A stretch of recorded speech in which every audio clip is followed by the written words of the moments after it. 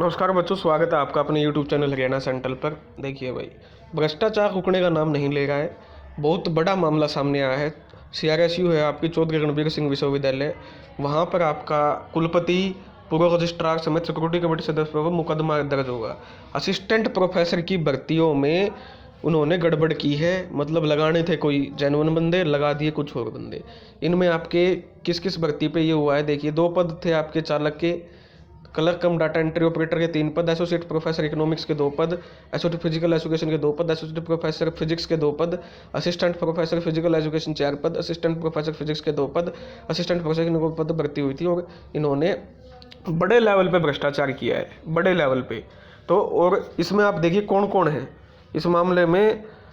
पूर्व कुलपति है जिनका नाम नहीं लिया गया अखबार में, पूर्व रजिस्ट्रार संजय सिंह हैं, associate prof doctor Surendra Singh, Savita Kumari, पूर्व कुलपति आवास सिंह पर FIR दर्ज करवाई जाए। डॉक्टर रणपाल सिंह ने कहा कि उन्हें व्यक्तिगत मुकदमा पत्र मिला है। तो ये सबसे बड़ा फर्जीवाड़ा, और ये एक यूनिवर्सिटी नहीं है, CRSU की कहानी नहीं है। ये कुलपति से लेके नीचे तक मिले हुए हैं। आप बताओ, आपको कौन नौकरी दे देगा भाई? कौन नौकरी लगने देगा आपको? पेटियों की पेटी, करोड़ों रुपए यहाँ पर वो जाता है, रिश्वत जाती है, तब जाके असिस्टेंट प्रोफेसर बनना पड़ता है। ठीक है, ये आपके सामने है। ये हर यूनिवर्सिटी का यही हाल है हरियाणा में, हर यूनिवर्सिटी का। पैसे के बिना कोई काम नहीं होता। ठीक है, कम से कम इन्होंने मुकदमा दर्ज तो करा। वही क्या है, मुकदमा दर्ज कर लो, क्या हो जाएगा मुकदमा दर्ज से? क्या इनको फर्जी जो लगे हैं ये प्रोफेसर, कितना बड़ा पद है, IAS के बराबर पद होता है, क्या इनको हटा पाएगा कोई? नहीं हटा पाएगा। तो ये आपके सामने है सब। ठीक है, हमारा काम है आपके सामने सच्चाई रखना, वाकिफ करवाना कि हो क्या रहा है। आज CET को 1 साल हो गया भाई। ठीक है, आप सभी को पता है 1 साल हो गया। 5-6 नवंबर को पेपर था, वहीं के वहीं खड़े हैं सभी बच्चे। खून के आंसू रुलाया है सभी बच्चों को, आप सभी को भी पता है, सभी को पूरे मामले का पता है। 1 साल से रिंग रिंग के चुनाव तक ले जाने की साजिश थी, वो ये सफल हुए। बच्चों को 2 भागों में बांटना था, उसमें ये क्या हुए, सफल हुए। अब आपके सामने सारी चीज़ें हैं, आप खुद इस चीज़ को देख सकते हो। गलती किसकी है? गलती हरियाणा के बच्चों की है कि उनका जन्म हरियाणा में हुआ। गलती उनकी है कि उन्होंने हरियाणा का फॉर्म भरा। गलती उन बच्चों की है कि उन्होंने हरियाणा सरकार पर विश्वास किया। गलती उनकी है कि उन्होंने ये कोशिश की कि सरकार मान जाए। ठीक है, कम से कम फर्जी ही लग जाते, यही ठीक होता है। क्योंकि 1 साल से इनको ना लड़कियों का पता, ना लड़कों का पता, किसी का नहीं पता। इनको किसी से मतलब नहीं है कि भाई 4 साल में कोविड ने हिट किया, इतने बड़े लेवल पर हरियाणा में पेपरों में पेपर लीक हुए, उसके बावजूद एक भी बात ये सुनने को तैयार नहीं है, एक भी बात ना ठीक करने को तैयार है। इससे अंदाज़ा लगा, इससे बड़ी दुर्गति हरियाणा के बच्चों की क्या हो सकती है। 5 नंबर बाहर की स्टेट को देंगे, उसके खिलाफ नहीं लड़ेंगे हम। 5 नंबर बाहर की स्टेट को देंगे, उसके खिलाफ नहीं लड़ेंगे। हरियाणा के बाहर का बच्चा आके हरियाणा का कोई भी फॉर्म भर सकता है, लेकिन हरियाणा का फॉर्म बच्चा बाहर का फॉर्म नहीं भर सकता। 10वीं और 12वीं हरियाणा से कंपल्सरी नहीं करेंगे। क्यों? हमको हरियाणा ठेका है, हरियाणा के बालक हमारे साढ़े लग गए। कोई हरियाणा जीके का पेपर नहीं करेंगे। 5 क्वेश्चन पूछेंगे हम HPSC के पेपरों में। राजस्थान, हिमाचल, उत्तराखंड सारे आपका 100 नंबर का पेपर लेते हैं। हमको क्या दिक्कत है हरियाणा के कल्चर से? बाढ़ में जाए हरियाणा कल्चर, हम तो 5 क्वेश्चन पूछेंगे।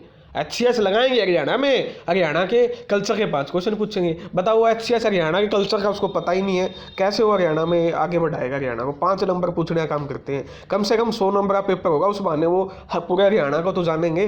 और हमारे हरियाणा जी की इतनी बड़ी भी नहीं है कि किसी की डीड आ जाए बाहर उसको पढ़ देनी। फिर भी ये शर्म नहीं आती सरकार को कि इन मामलों पे कोई संज्ञान लिया जाए। इन पे तो कोई बोलते ही नहीं है, कोई नहीं बोलता इन पे। सब बिके हुए साले, कोई नहीं बोल रहा इन पे, किसी को मतलब ही नहीं है भाई।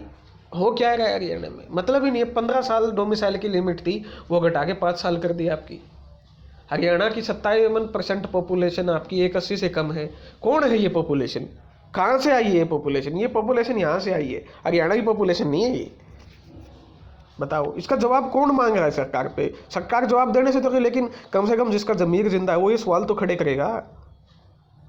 आपने CET पे क्या किया ये सभी के? आप ना तो सिंगल बेंच के जज की मान गए, ना डबल बेंच के जज की मान। डबल बेंच के 4 जजेस बदले, चारों ने आपको एक बात बोली, भाई तुम फिजिकल वेरिफिकेशन करवा लो।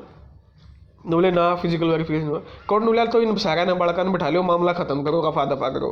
क्यों इन बाड़का के जीवन दयाता हमने दुर्भर कर रखा है? बोला ना, हम तो यो भी कौन करा, ना ये सिंगल बेंच के जज की सुन दे, ना ये डबल बेंच के जज की सुन दे। ये तो उनको हमें भगवान, हाँ हमें तो कुछ कौन करा। ठीक है। तो ये जो अड़ है, ये जो जिद्दीपन है, ये किसके लिए है, किसको फायदा पहुंचाने के लिए है? किसी के लिए तो होगा। इतनी जिद और अड़पण तो हो ही नहीं सकता जब आपको पता है कि भाई 3,54,000 ने क्या किया, क्वालिफाई किया है।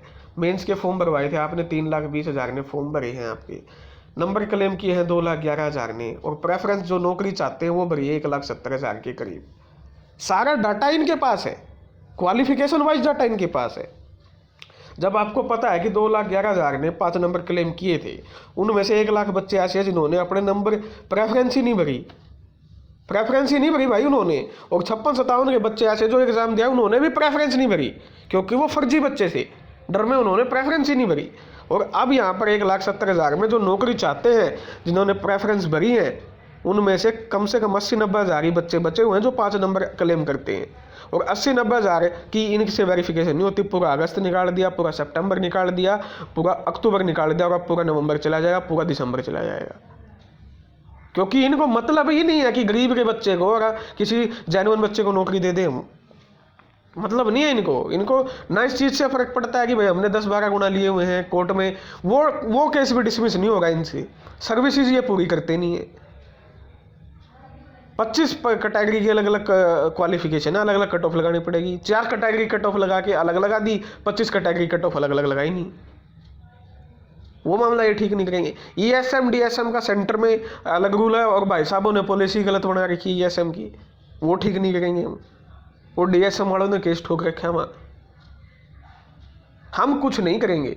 आपके 5 नंबर फर्जी बच्चों के कितने फर्जी बच्चे होंगे, अब तो बचे ही नहीं फर्जी बच्चे, मैक्सिमम फर्जी बच्चे तो आप पे डर से बाहर निकल गए। जो 70-80 हज़ार बच्चे उनकी इनसे वेरिफिकेशन नहीं होती कि भाई उनके 5 नंबर हटा के रिवाइज रिजल्ट फटाफट जारी करें और उसके बाद कोर्ट में जमा करवाएं। उसके बाद आपको इन 1.5 लाख को सभी को बिठाना है, या जो तुमको करना वो तुम्हारा काम करें। सब चीज़ें अटका के रखी जानबूझ के, सिर्फ और सिर्फ जानबूझ के, षड्यंत्र के तहत है ये। और मामला 5 मिनट का भी मामला नहीं है भाई, 5 मिनट के अंदर मामला सुलझ गया सारा। उस साइड D ग्रुप का रिजल्ट का कुछ अखबार में कुछ कहते हैं, पहले कवलजीत सैनी बोलते थे भाई 5 नंबर की वेरिफिकेशन करेंगे हम, 4 गुना को बुलाएंगे, जिनमें से वेरिफिकेशन में से सही बच्चे होंगे उनके 5 नंबर जोड़ के फाइनल रिजल्ट निकाल देंगे। अब कह रहे हैं हम तो इकट्ठा 100 में से रिजल्ट देंगे। ये भर्ती अटकाने के काम नहीं है, तो किसके अटकाने के काम, ये बताओ मेरे को, किसके अटकाने के काम है ये? भर्ती अटकाने के काम नहीं है तो किस चीज़ के अटकाने के काम है? अच्छा भला जून में आपका इसका पेपर हो रहा था टेक्निकल वालों का, जानबूझ के षड्यंत्र के तहत कहता नहीं हम तो टेक्निकल वालों का नहीं लेंगे, हम तो 56-57 का लेंगे, ले लिया 56-57 का। अच्छा भला टेक्निकल वाले आपके बच्चे उस साइड हो जाते। TGT की भर्ती जानबूझ के अटका रखी है, रिजल्ट सब कुछ तैयार है, कोई मामला ही नहीं है TGT का, वो वैसे खून के आंसू रुला रखे हैं। और जो बात कह रहे हैं कि पुलिस की भर्ती सिटी में आएगी, पुलिस की भर्ती सिटी में नहीं आ सकती भाई, पुलिस की भर्ती इस सिटी में नहीं आ सकती।